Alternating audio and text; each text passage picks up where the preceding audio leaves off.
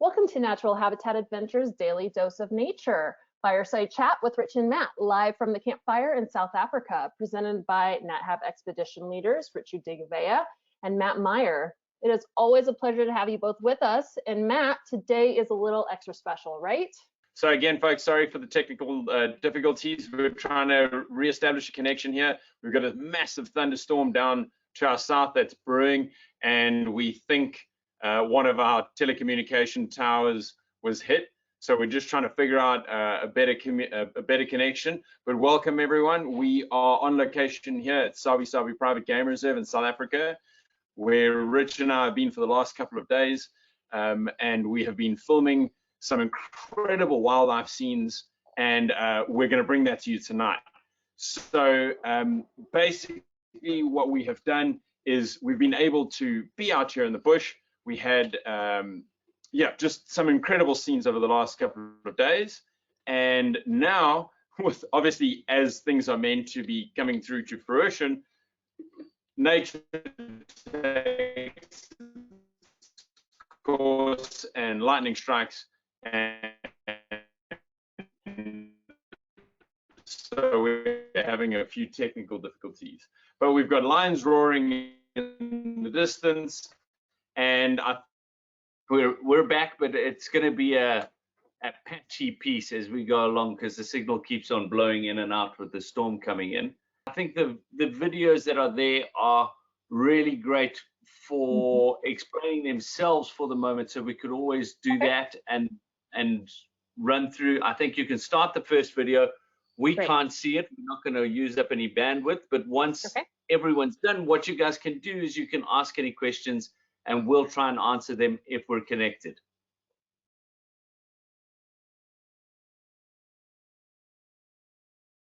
And there's no sound to this video, just so everyone knows. No, so basically we're just showing you guys where we're staying. We're in the beautiful Sabi Sands Game Reserve in Southern Africa, in South Africa. It was my home for many, many years, and this is the flagship lodge where we're broadcasting from now. And these are our spectacular rooms that we are staying in. So a beautiful place, but the best part about it is not just the accommodation that we get to enjoy, but also the wildlife. And as soon as this is done, Kendall, you can cut straight through into our first lion video. Okay, sounds great. And just a reminder to everyone watching, if you have questions for Richard or Matt, you can submit those in your control panel under the questions field, and they'll be answering questions as they go along today. Right, we can go straight into the lion video. All right. So we're following a pride of lions called the Kambula Pride. We've just been sitting with them on the open plains. They were sleeping, and being primarily nocturnal creatures, they've just got active now. A lot of head rubbing, a lot of yawning and grooming that starts the whole process off. Now they're on the move. We've got a spotlight on them at the moment, but the spotlight is very undistracting to them. Their eyes are far more able to adjust to light than what ours are. And should they get into a situation where there's more of a hunting situation, we'll switch off the light to level the playing fields between everything and wait in the dark for something to happen. But while they're just moving along like this, it's an amazing feeling just following these things. They are it's a nice big pride of lions. How many are there, Matt? I think we counted nine. Nine individuals that we've got here. 9 individuals moving along here. I mean, it's quite spectacular to be in such close proximity to such incredible creatures.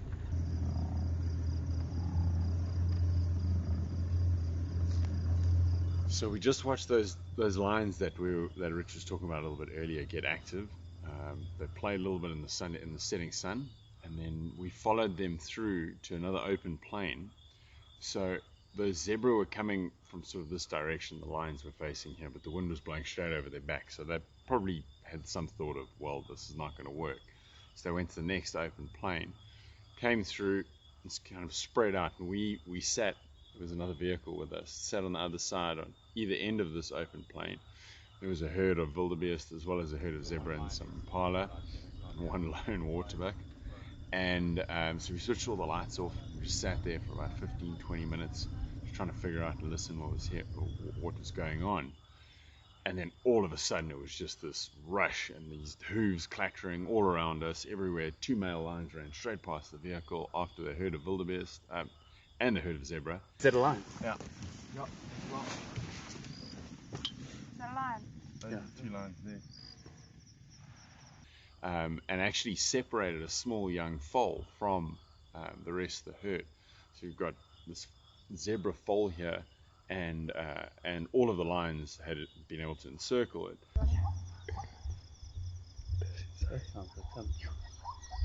Yeah, maybe I think they missed, but there's one corner coming. So I'm just gonna stand by here and see what happens. Yeah, there's my daughter running towards you now. And then over in the distance, the herd of zebra was calling. So you heard the mother frantically calling back at the foal, and luckily it just kind of maybe through fortuitous thinking closed its eyes and just ran back to its mother and got away. Ah, right. The baby zebra lives, baby, another day. Where did he go? Yeah. Comes out to get away. So the foal was saved. But then the lions honed in on that waterbuck and they missed that as well. And then as that was kind of unfolding, over in the distance on either side of us, to the south there were some male lions roaring, into the north there were some other lions which we're not quite sure of who they were. But to the south is the 4 sort of dominant males that are in this area, who yesterday morning were coming sort of east and then northeast from the southern and southwestern part of the reserve. So who knows, tomorrow when we go back in the morning we could find a whole bunch of lions together, because the males were roaring in the south and then the rest of the other lions were roaring in the north, with this pride that we'd been following for the evening in the middle. So fingers crossed we get something tomorrow morning. Okay, everyone. So just for simplicity and to try and get things done and answer as many questions as you can, I'm just going to work, or Rich and I are just going to work through them from the very start of the questions. So yes, all of the tours that we're running in South Africa are in private reserves, and you can also make your own departure private itself. We're connecting from the Sabi Sands Game Reserve, or Sabi Sabi Private Game Reserve in South Africa. Closest town is Hazy View. Yes, each room does have their own pool. The country is South Africa, the city is Hazy View. It's Sabi Sabi. So in terms of prides that we get to see in the area, these vary because there are no fences between the reserves. Things move in and out. So these were the Kambulas, a pride called the Kambula Pride, and the Southern Pride was very dominant when I was around. We're actually probably about 700 or 800 yards away from the last remaining Southern Pride female, who has 2 new cubs, or a few new cubs down the bottom here. We didn't get to see them, unfortunately, but we went looking for them this afternoon and didn't have any luck with that. But like I said, the prides move in and out, and I haven't been here as a resident guide for a long time, so I get to fill in just the same as you do. Another question, are these some of the areas that we visit during NatHab's secluded South Africa? That is a big affirmative. The 3 places that we visit on these trips are Mashatu, Mala Mala, which is right next door to where we are now, and Marataba, which is another beautiful reserve which we get to do. And the night drives, every night, every afternoon, we go into these night drives. So you have a sundowner and then you drive around in the dark for about half an hour before we get back to the lodge. So yeah, I think we can go on to our next question. Our next video, Kendall. Great, I'm queuing it up right now. Right, so here we've got a group of dwarf mongoose, the smallest carnivore in Africa. These little guys will move around, they'll kill everything from little insects all the way through to snakes and scorpions. Moving around in little groups, they have an alpha male and an alpha female which do and look after the whole group, And what's fascinating is in this termite mound where their heads keep popping up and down, in the mornings, they will, even if they sleep in a little bit late, they have a relationship with a bird called a yellow-billed hornbill, sometimes known as Zazu from the Lion King. And if these guys have overslept, what these guys will do is the hornbills will come onto the mound and chirp and say, hey, wake up, get up, we need to get moving. And at that point, the big alpha male will stand outside the hole. He'll wait for the rest of the group, and they will have to come behind him and rub up against this little anal gland which he has, which scent marks each and every single one of them. So when they come back home at night after a day of foraging, what he will do is he will sit like a bouncer and inspect every single one, make sure that it is his tribe coming back to that hole. Now these guys have very incredible relationships with different animals. One of the relationships is with that yellow-billed hornbill. The reason why they call them out like that is simply because they want to feed together. As the mongoose move through the grass, they disturb insects and the hornbills get to catch things, and vice versa. There's also another little bird out here, a fork-tailed drongo, that plays a little bit more of a sinister role. And he's learned the language of these guys, and what he will do is he will wait until one of these little guys catches an insect or something he wants to eat, and he will give an alarm call, sending all of these mongoose scattering around, and he will then swoop in and steal that from them. There is also a third animal that these guys have an incredible relationship with, and that animal is a giant plated lizard. Now this giant plated lizard will live inside the mounds and move from mound to mound as these guys move their home, and he eats all of their feces, getting nutrients from the exoskeletons and cleaning up their home. So there's this beautiful symbiotic relationship. So one little predator, one little carnivore has so many relationships and so many different links throughout this ecosystem. How can one not love this cute little face? I mean, how can one not love that little face? Yeah, they're just too cute, aren't Yeah. they? When we found those, Matt, it was just such a cool thing to see. What do you like most about them? It's the smallest predator out here, so they've just got this absolute character when you can think of these tiny little creatures that will take on a cobra or any snake that's 5 or 10 times their size. And so it's just that tenacity, just that sheer fierceness that I love about those little guys. And yeah, they're very cute. Yeah, well, I mean, the cuteness goes with when they're grooming each other and working together to take on things that are so much bigger than them. I mean, family sizes would generally range anything from 10 to 15 individuals. They can be a bit smaller. It just depends on the family grouping and how that all moves. But these guys are tiny. You're looking at the smallest carnivore in Africa. We're talking maybe a length of about 10 inches from tip of the tail to nose. So that's not a huge creature, but working in groups, they'll take on venomous snakes, they'll take on anything that they can. And yeah, it's very easy to see. Well, not easy to see them, but they are fairly common in most of the places that we go to, most of the destinations and reserves we go to in southern Africa. They live in termite mounds and abandoned logs, etc. But termite mounds are their favorite home. And then they wouldn't necessarily, let's say, have an immunity to a cobra venom, but they're very fast and they can outmaneuver it. But if they were to get bitten, a small amount of venom, they might be able to metabolize that. Yes. Cool. I think we can go. What preys on a mongoose? There are so many different things. Snakes, the things they eat, will also eat them. Mm-hmm. So it's a little bit of a push and pull relationship. And then eagles and different bigger predators. I've seen leopards catch them before. It's all a bit of chance, but there's always a balance. So your bigger raptors would be your main predators and your snakes.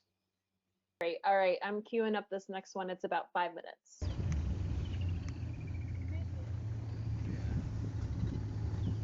Right, so just behind us here we have a small group of elephants. We've just heard them calling, and I could hear a few more down in the distance. But what's really fascinating about this one is there is a tiny baby, days if not 1 day old. It really is small. It's actually trying to drink at the moment, and it's so small that it has to try and crane to actually get to the nipple. It is incredible to see these things when they're so young and doing their thing. Now, at the moment, we've had a huge amount of rain here at Sabi Sabi Private Game Reserve, and it means that there's a lot of good grass growth.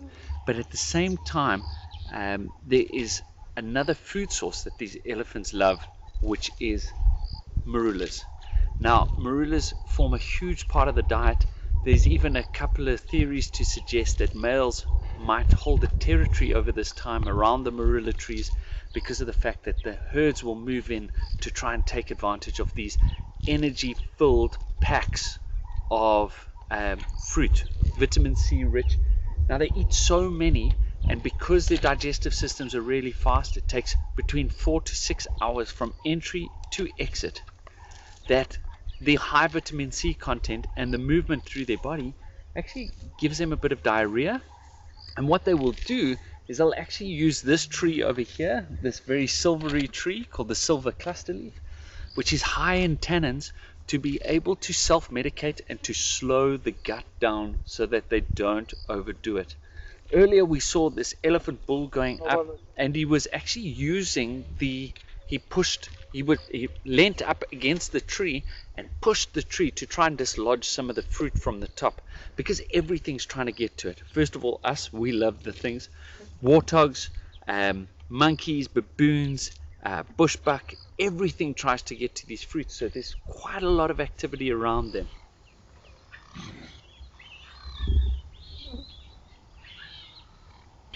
So folks, we saw that beautiful herd of elephants yesterday, and then this morning we watched that elephant bull walking through the grass plain, walking up to a specific tree, which we're actually shaded by at the moment, called a marula tree. Now, at this time of year especially, sort of early on in the year, March, April, May, through until the rest of the year, there are some of these fruits lying in the ground. But specifically in February and March, they ripen and the elephants go crazy for them. Now, we've got some elephant dung here, which I'm going to show you a little bit more about. You can actually tell the age of an elephant dung by, you get the maybe 3 or 4 days old, moisture content, all of that. I'm just kidding. So basically what we've got here is we've got some elephant dung. You can see it's elephant dung, separate from rhino dung. It's got some bark in it, as well as leaves and grass. But the special thing about this dung at the moment, as you can see here, if you open it up and you look at it like that, is you've got the fruit of this marula. Now, 6 or 7 times higher in vitamin C than an orange, but it's mainly pit. So an elephant has got to drink or eat a lot of these to get whatever it needs out of them. And elephants will sit and they'll walk underneath this tree and they'll pick them up and they'll flick them into their mouth, crush them once, swallow, and then they'll just mush around inside for, as Rich pointed out yesterday, 4, 5, maybe 6 hours, and then pass them through. Very high in sugar as well. So elephants this time of year have a little bit more energy than they do other times of year. But the important thing about this is that when elephants eat this, it passes through their GIT, their gastrointestinal tract, and the emulsification and acidity in their stomach breaks down the cellulose around the seed, which allows it to then germinate and grow into another tree. So without elephants, this process doesn't occur, and that's why it's a very cool symbiotic relationship between the tree and the elephant.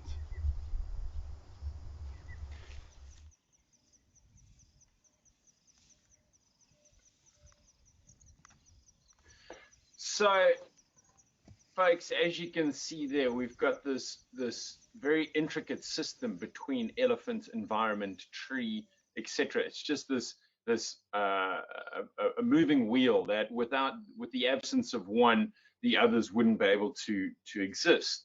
And so that is something, essentially, the message that we're trying to get across with a lot of these webinars and a lot of these things that we're discussing, is just how important and integral each part is. Don't you think, Reg? Well, I think, you know, when we were looking at that elephant pushing the tree and I was explaining this whole situation, what we don't realize is that everything out here has a very specific purpose, and that purpose is to maintain a balance. Now, on average, an adult elephant will push over 3 to 4 trees daily. Now, the reason for this is not just to destroy what is around, but to monitor and maintain and keep the balance of woody tree species versus grass species so that there's enough food for everyone. But with conservation efforts at the moment, what we have are elephant numbers being threatened by the fact that there are fences. There's nowhere to go, which means that that wheel that Matt was referring to doesn't get to turn as much as what it was like. So just a reminder that you can just send your questions in. We're going to try and answer as many as possible that are relevant to the video itself, the videos itself. There was a question about how heavy the elephants are when they come out. They come out at 220 pounds, 102 kilograms is their birth weight. So it's a massive baby, but not as big as a giraffe, because a giraffe's baby is the biggest land baby, which is 120 kilograms, so around 250 pounds. They do love figs, and they love all sorts of different fruits. And I think, you know, their diet is so varying. We saw them eating marulas, we saw them eating grass. I spoke about the medication that they use, these high tannin trees to do things. What other foods have you seen them eat, Matt? Bark. One of their biggest dietary supplements, certainly in the winter months, is the function actually of their tusks is to strip the bark off of the tree, so to get into the inner cambium layer around a tree, so the inner bark, where the tree transports all of its nutrients up and down from its leaves to its roots and vice versa. And they will use that and they'll chew on that. But yes, they eat pretty much anything, huge bulk grazers, and they really do love some of the sweet stuff, some of the fruits. And doesn't everyone like candy? No, too much. There's also a question here about poaching, and poaching is a huge issue for elephants. Just in general, the ivory is well sought after as a decorative substance or article, and it's estimated that in Africa around 30 elephants are killed every day for those tusks, even though it doesn't have any use other than decoration. So they are a big thing.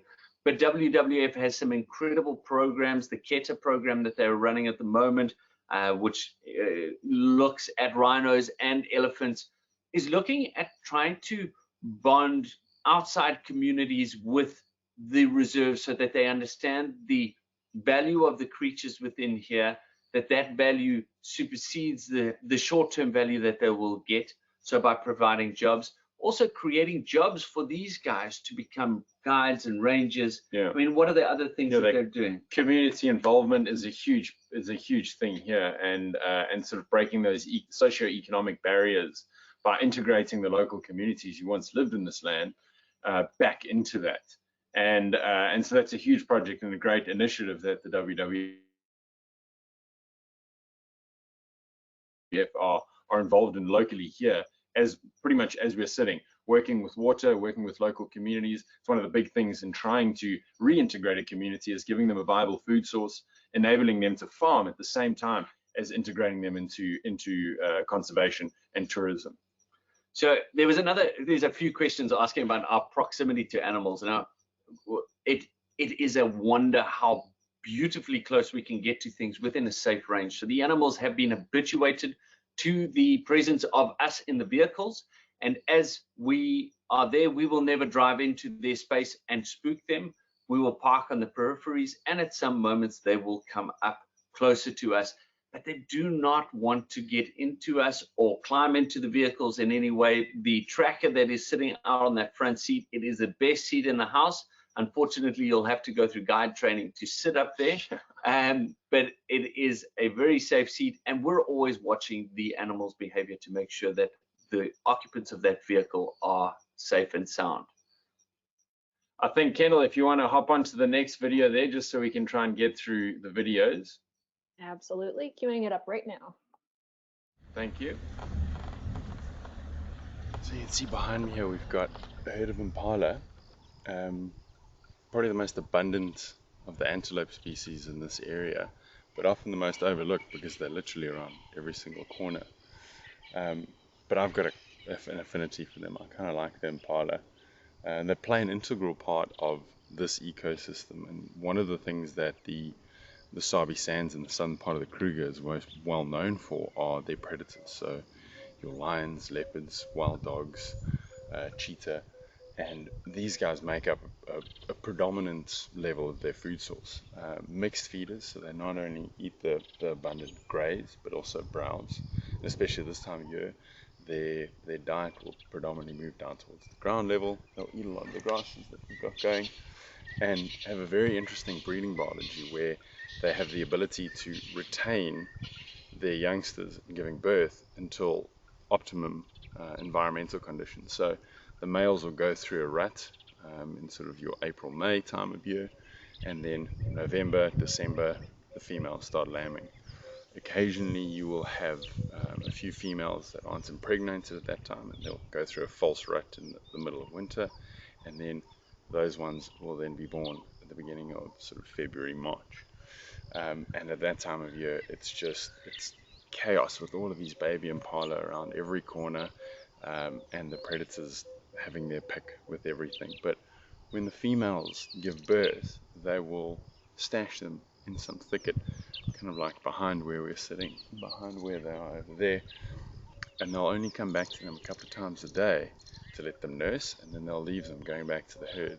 And that's to allow for them to sort of get their legs, start being able to run and walk around without imprinting the females or the mother's scent on them. So they're born completely scentless. And that's one of their adaptations for anti-predators, because you'll have this little baby impala that'll be stashed away in a bush, and it won't move. I've seen lions walk within 3 or 4 feet of a baby impala, doesn't move an inch. And so, yeah, they are.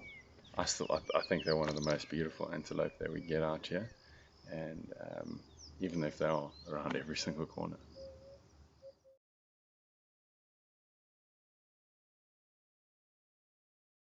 All right, what a treat to see some impala. It is by far the most common antelope out here, and Matt has shown us just how much he loves these creatures. But they are an integral part. As an abundant antelope like that, you do not get to be that abundant without necessity, without the need to be and role to play.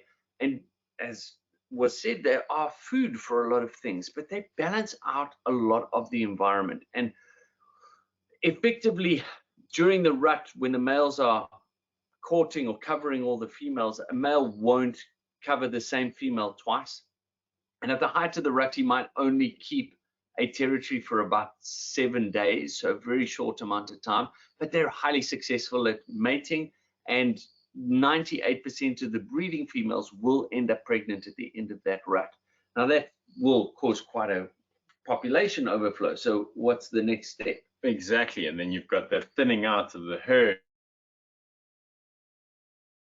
with the predators as they come through. So if you look at like Rich was just saying, now you look at a herd of impala, if 60% of them or 70% of them are females and the majority of those breed, then you're going to have this massive influx of baby impala.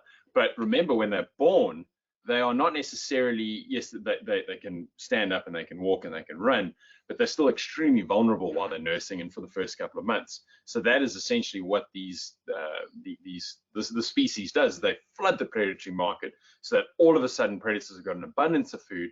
They can pick off 5 or 10 out of that herd of 30 or 40, and then the rest will survive, as opposed to having 2 or 3 once a month, and then it's just open season year round for the predators. And there's a question about how long it takes for the babies to join. The mother will need to imprint on the baby, so it'll take a day or two, and even a couple of hours before she rejoins the herd. The longer she is away from the herd, the greater her risk and the risk to her baby. So she wants to put them in there, and as they all start growing up, what ends up happening is they sit in these creches. So these clumps of babies all put together, hoping that their baby will survive. Thanks, Kendall. I think we can go to the next video. All right, here we go.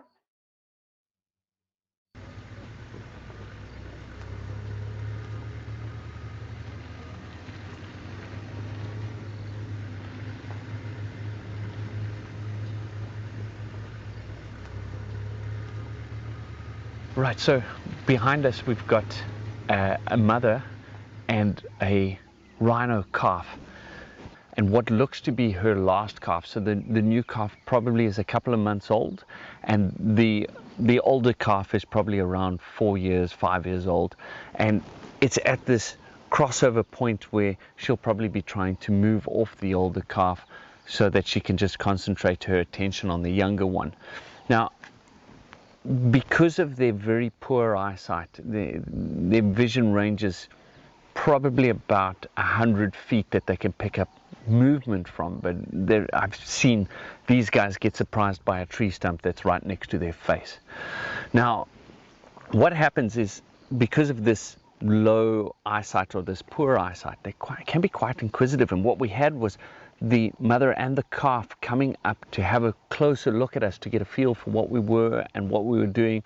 And it's this incredible experience as they're moving close to you and you're sitting quietly and just taking it all in.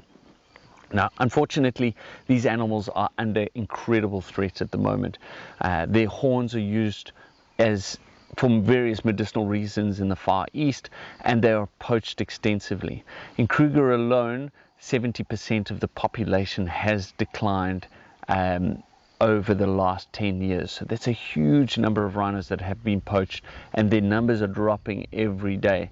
And this fight is a very difficult fight based on the value of horn and its value outside, and the poverty that surrounds a lot of the areas in Africa where these animals are being poached. So there are dedicated anti-poaching teams that are about.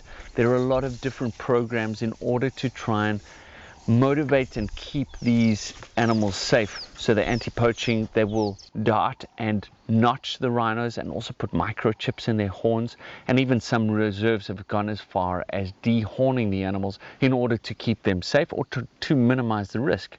However, very recently I was in a reserve called the Pilansberg just outside of Johannesburg, and I saw a poached rhino right next to a main road, and the rhino was poached for a horn that had already been cut off. So the value is so great in that horn that even the stump that's left after the dehorning has a massive value to these people. Now, rhinos in general will move around and graze. These are white rhinos. There's a big difference between white and black rhinos, specifically diet. And these white rhinos, this mother will be looking after this calf for at least the next 4 years before she has her next calf. Right, so on the baby now, you can see that there is a bird with a red bill on it. It's called a red-billed oxpecker, and this bird, its role in the environment is actually to pick ticks off of these animals. He looks after the ticks. He will eat it because of the nutrition based on blood. So these guys move around, a lot of the large herbivores, picking off these ticks. But what can happen, let's say these rhinos end up in a fight and there's a cut or something along the lines of it sitting there, they will actually keep that wound open and parasitize the host species by keeping that wound open and drinking the blood straight from these guys. So as much as they are helpful in a greater sense, they can also be a hindrance in others.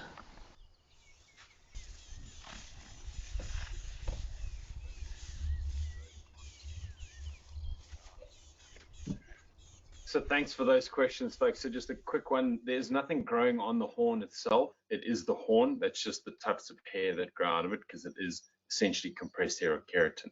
Now, a couple of the questions about poaching. So they did try painting the horns, dyeing the horns, poisoning the horns, etc., as a sort of an anti-poaching deterrent, but none of those worked really effectively.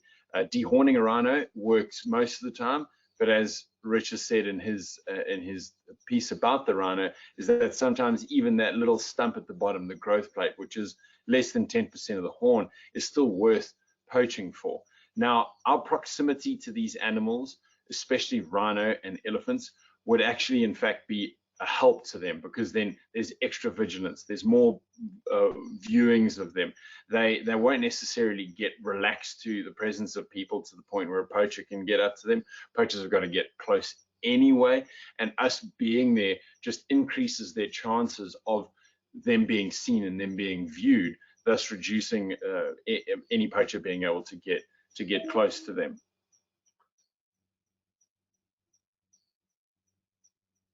These videos were literally taken over the last 3 days. We have been out here at Sabi Sabi Private Game Reserve for the last 3 days shooting all of this information, and we wanted to come live. That's why we had a couple of technical issues a little bit earlier, but it is the most spectacular time. There has been an immense amount of rain. We had this huge hurricane come through a little while ago, and there was a lot of rain that dropped down here, and the grass is so long. It is so beautiful. There's just really a lot of amazing things going. And then I haven't seen this vegetation like this in probably close on a decade.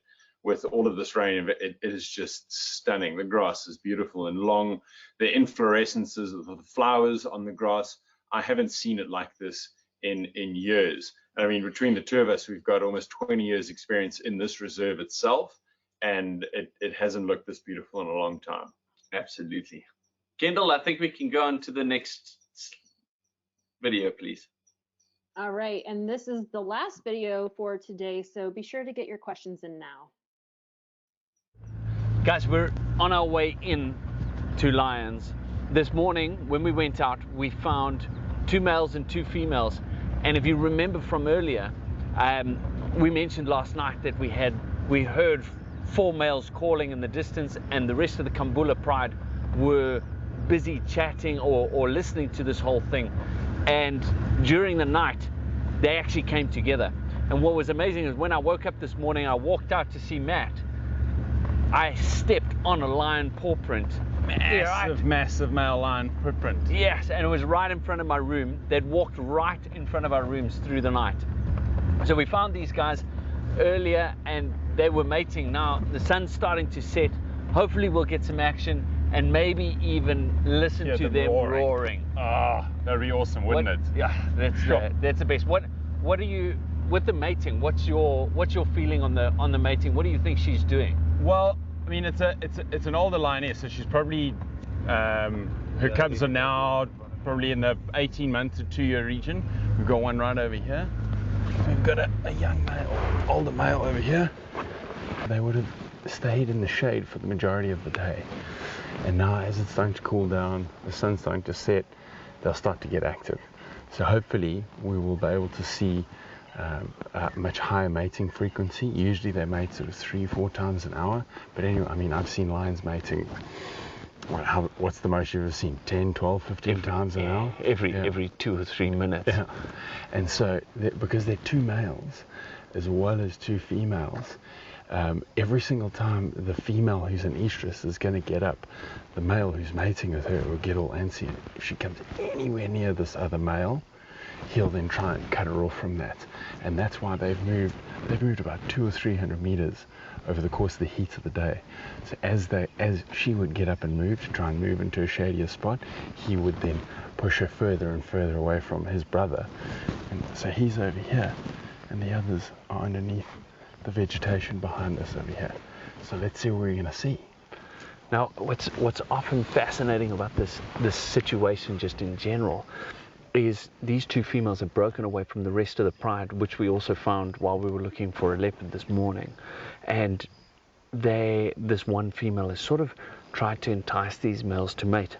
When we saw them yesterday, there were some adolescent lions with them. So the adolescents looked at about the age that it's time to move on for the boys, and the girls will stick around. So these ladies will be going back into estrus. If the cubs were a bit younger and not as old as what they are, often what the females will do is actually go in, try and get males to distract them and pull them away so that they don't kill those cubs. But it's very likely with this pride pushing far further west out of its territory than normal, that they're actually just trying to solidify these males' position and get babies and start the next generation of lions.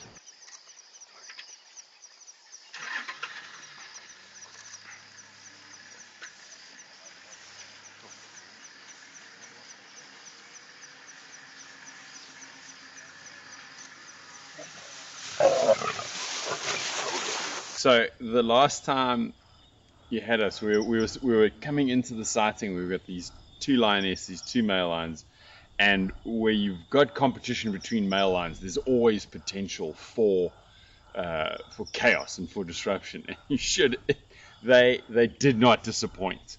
So we were setting sun, trying to figure out where these lions were going to go. They hadn't done anything for, I don't know, maybe about 30 minutes or so.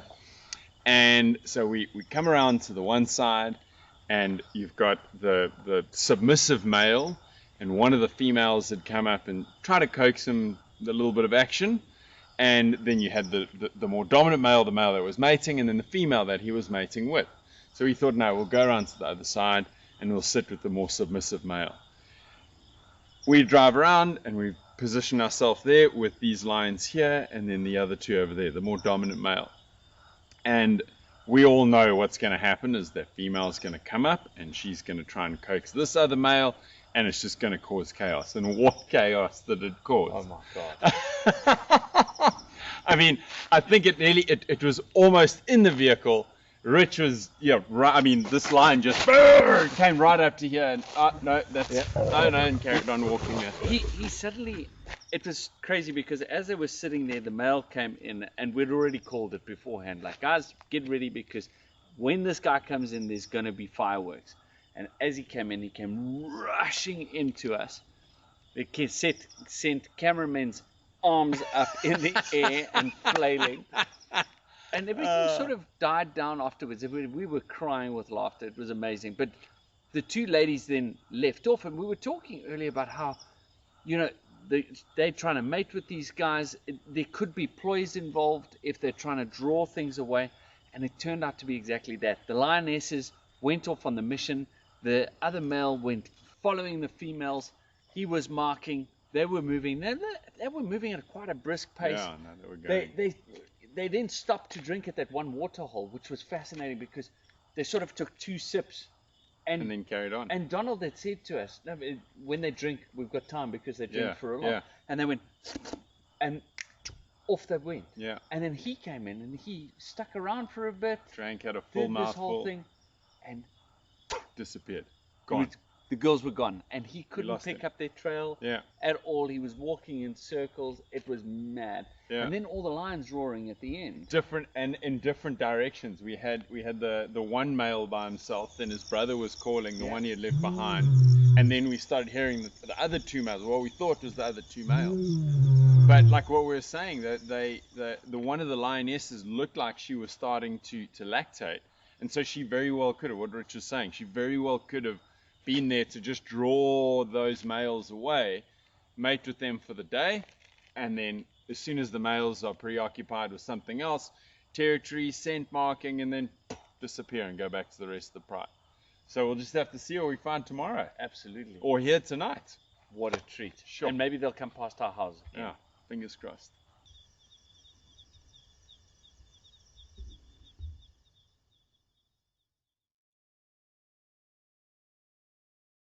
Okay, looks like they're not going to be able to get back on in time, so I am going to call it there. We really enjoyed having you all with us for this virtual safari. The duo was filming from Kruger National Park throughout the week, so the footage you saw was taken just this week. So it was really fun to catch a glimpse of Africa right now. So thank you all so much for joining us today. Be sure to join us on Monday for our next Daily Dose. You can check out our website, nethab.com/webinars, for the next lineup, and keep an eye out for our Sunday e-news announcement as well. As I said earlier, we did record today's presentation, and we will have the replay available on our website soon. And with that, I'll conclude the webinar. Goodbye, everybody. Have a great weekend.